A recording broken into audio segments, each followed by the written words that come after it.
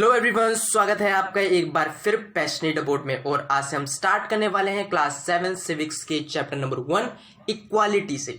जी हाँ, हम स्टार्ट कर रहे हैं क्लास 7 के सिविक्स के चैप्टर से। तो चलिए देखते हैं कि आज की वीडियो लेसन में हम किन किन चीज़ों के बारे में चर्चा करेंगे। सबसे पहले आपके सामने चैप्टर का ओवरव्यू, जो कि आपको ये बताएगा कि आज के वीडियो लेसन में हम किन किन चीज़ों के बारे में चर्चा करेंगे। जैसे कि चैप्टर का नाम है इक्वालिटी, तो ये एक ऐसा कंसेप्ट है जो कि हम सबको पता है। मान लीजिए कि अगर मैं यहाँ पर एक लाइन 5 सेंटीमीटर की बनाऊं, वहीं दूसरी लाइन यहाँ पर मैं 2 सेंटीमीटर की बनाऊं, तो क्या ये लाइन इक्वल है? ये लाइन बिल्कुल भी इक्वल नहीं है। वहीं अगर मैं दूसरी लाइन यहाँ पर 1 सेंटीमीटर की बनाऊं और एक और लाइन यहाँ पर 1 सेंटीमीटर की बनाऊं, तो ये दोनों लाइन इक्वल है। तो सेम कंसेप्ट हमारी सोसाइटी में भी इन्वॉल्व होता है। जब हम सोसाइटी में हर प्रकार के लोग बागों को, चाहे वो रिच हो, चाहे पुअर हो, चाहे प्रेसिडेंट, चाहे कोई फार्मर हो, जब सोसाइटी में हर किसी को इक्वल नज़रों से देखा जाता है तो हम उसे इक्वालिटी कहते हैं। इक्वालिटी में सोसाइटी के द्वारा बनाए गए नियम हर किसी के लिए इक्वली एप्लीकेबल होते हैं, और अगर कोई भी व्यक्ति उसका उल्लंघन करता है, कोई भी मतलब कोई भी, अगर कोई प्रेसिडेंट भी उस चीज़ों का उल्लंघन करता है तो उसे भी क्राइम माना जाता है और उन्हें भी पनिश किया जाता है। तो चलिए बात करते हैं दोबारा ओवरव्यू से। सबसे पहले हम स्टार्ट करेंगे इक्वल राइट टू वोट से, जिसे हम यूनिवर्सल अडल्ट फ्रेंचाइज भी बोलते हैं। यानी कि जिनकी उम्र 18 साल या फिर 18 साल से ऊपर है, उन्हें हमारे देश में वोट देने का अधिकार है। और इसकी सबसे पहली बार मांग करी थी हमारे प्रिय महात्मा गांधी जी ने। तो आज की वीडियो लेसन में हम इन सारी चीज़ों के बारे में विस्तार से बात करेंगे। उसके बाद हम अदर काइंड्स ऑफ इक्वालिटी की बात करेंगे कि हमें इक्वालिटी कहाँ कहाँ मिलनी चाहिए। तो इसका एक ही आंसर है कि हर प्रकार के व्यक्ति को हर जगह इक्वालिटी मिलनी चाहिए, चाहे वो वर्किंग कंडीशन हो, चाहे वो कोई कास्ट का सिस्टम हो। उसके बाद हम इन इक्वालिटी को एक्सपीरियंस करेंगे एक फेमस दलित के एक्सपीरियंस के थ्रू। हम स्टार्ट करेंगे एक छोटी सी स्टोरी ओम प्रकाश वाल्मीकि जी से, जो कि ये बताएगी कि किस प्रकार से कास्ट को लेकर बहुत पहले इन इक्वालिटी देखने को मिलती थी। उसके बाद हम इंडियन डेमोक्रेसी में इक्वालिटी की बात करेंगे। साथ ही साथ हम दूसरी डेमोक्रेसी में इक्वालिटी के इशू के बारे में भी डिस्कस करेंगे।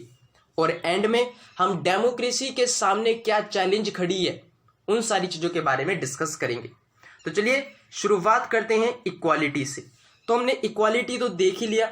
इक्वालिटी का मतलब होता है जब हम सोसाइटी में हर किसी को इक्वल नज़रों से देखते हैं तो हम उसे इक्वालिटी बोलते हैं।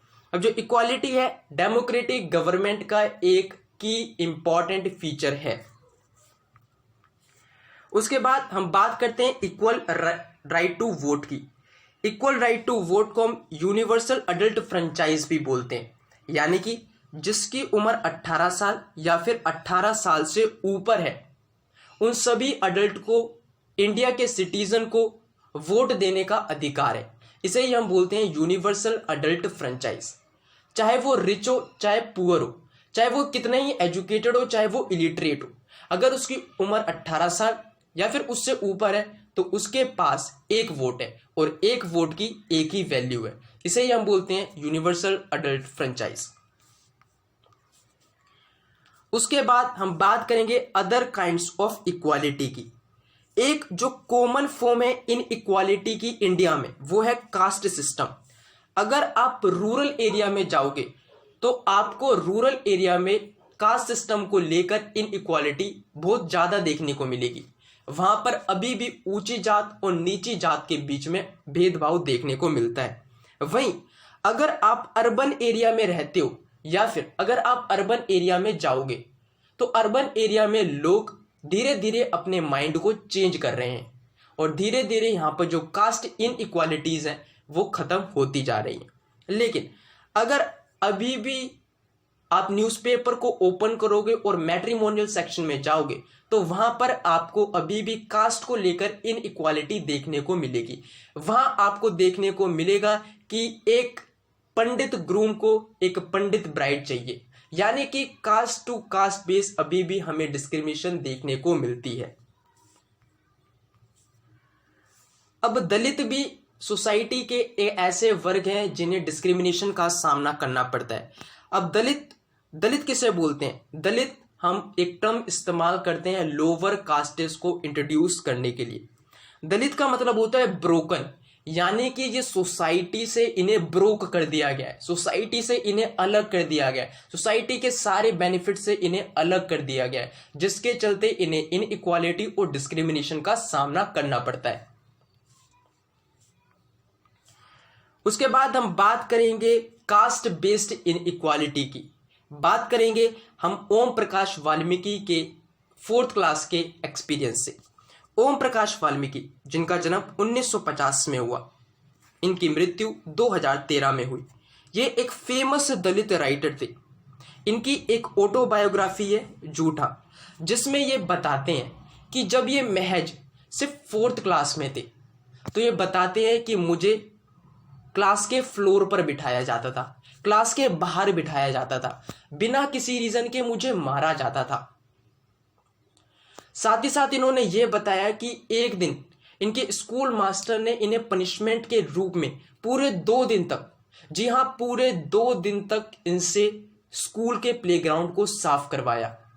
साथ ही साथ ये बताते हैं कि मुझे स्कूल में जो टंकियां हुआ करती थी उनसे पानी भी पीने की कोई अनुमति नहीं थी।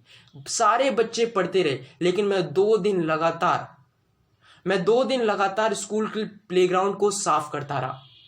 जब कुछ दिनों बाद, जब 2 दिन बाद मेरे पिताजी स्कूल से गुजरे तो उसने देखा कि एक छोटा सा लड़का स्कूल के प्लेग्राउंड को साफ कर रहा है, तो वो मेरे पास आए और उन्होंने देखा कि ये तो मेरा ही बच्चा है। वो मेरा हाथ पकड़कर स्कूल मास्टर के पास ले गए और उन्होंने उस स्कूल मास्टर से बोला कि आपने इसकी कास्ट की वजह से इसे ये सजा दी, आपने इसको क्लास के बाहर बिठाया, आपने इससे अपने स्कूल के प्लेग्राउंड को साफ करवाया सिर्फ इसके कास्ट के बेसिस पर। लेकिन ये कोई पहला बच्चा नहीं है जो आपके स्कूल में पढ़ने के लिए आ रहा है, जो किसी स्कूल में पढ़ने के लिए आ रहा है। इसी प्रकार के और भी बच्चे आपकी जैसे कास्ट के लोग बागों के पास आएंगे, आपके जैसे टीचरों के पास आएंगे और आपको मजबूरन इन्हें पढ़ाना पड़ेगा। तो ये सारी चीज आप यहां पर पढ़ सकते हैं। मैंने एक समराइज वे में आपको इन सारी चीजों के बारे में एक्सप्लेन कर दिया है। अब हम बात करेंगे दूसरी स्टोरी की, और ये दूसरी स्टोरी है मिस्टर और मिसेस अंसारी की। मिस्टर और मिसेस अंसारी, इन्हें रहने के लिए एक अपार्टमेंट चाहिए, जिसके चलते ये एक प्रॉपर्टी डीलर के पास जाते हैं। अब प्रॉपर्टी डीलर इन्हें अलग अलग अपार्टमेंट दिखाने लग जाता है, अलग अलग फ्लैट दिखाने लग जाता है। इसी अपार्टमेंट में से मिस्टर और मिसेस अंसारी को एक अपार्टमेंट पसंद आ जाती है और ये डिसाइड करते हैं कि हमें ये अपार्टमेंट लेनी है। और जब उस अपार्टमेंट की लैंडलेडी से वो बात करते हैं तो लैंडलेडी उनसे उनका नाम पूछती है, तो वो बताते हैं कि हमारा नाम मिस्टर और मिसेस अंसारी है। तो वो बहुत ज़्यादा आश्चर्यचकित रह जाती है और वो बोलती है कि नहीं नहीं नहीं, हम यहाँ पर किसी भी नॉन वेजिटेरियन को नहीं रख सकते। लेकिन वही मिस्टर और मिसेस अंसारी को स्मेल आती है कि इनके घर में कुछ तो नॉन वेजिटेरियन पक रहा है। तो वो उन्हें बताते हैं कि आपके घर में तो नॉन वेजिटेरियन पक रहा है, लेकिन उसके बावजूद भी आप नॉन वेजिटेरियन को अपने घर में रखने के लिए राजी नहीं हो। तो उन्होंने बताया कि हम यहाँ पर मुस्लिम को रखने के कोई भी इच्छा नहीं, जिसके चलते लैंडलेडी ने उन्हें एक उपाय भी सुझाया। उन्होंने बोला कि अगर आपको इस अपार्टमेंट को लेना है तो आपको अपना नाम मिस्टर और मिसेस अंसारी से हटकर आपको अपना नाम मिस्टर और मिसेस कुमार रखना पड़ेगा।